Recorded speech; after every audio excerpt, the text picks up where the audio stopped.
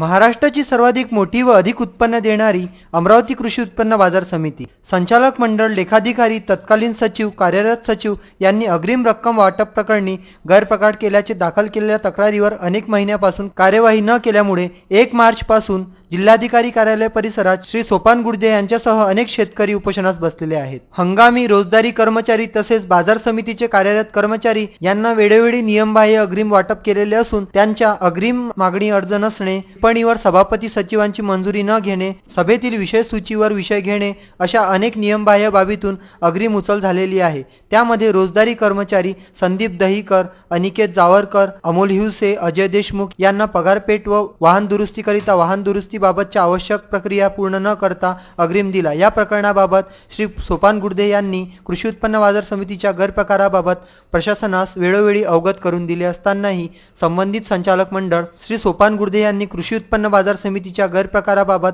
प्रशासनास वेळोवेळी अवगत करून दिले असतानाही संबंधित संचालक मंडळ तत्कालीन सचिव लेखापाल यांच्यावर कार्यवाही न झाल्यामुळे उपोषणाचा मार्ग निवडावा लागला।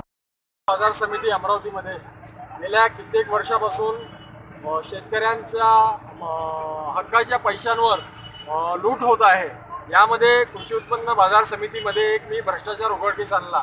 त्यामध्ये नियम डावलून अग्रिम स्वरूपात रक्कम ही रोजंदारी कर्मचाऱ्यांना देण्यात आली। यामध्ये लाखो रुपयाचा भ्रष्टाचार हा सिद्ध झालेला असून अद्यापपर्यंत गेल्या 3 महिन्यापासून यामध्ये कुठल्याच प्रकारची कार्यवाही जिल्हा उपनिबंधक कार्यालयाकडून करण्यात आलेली नाही आहे।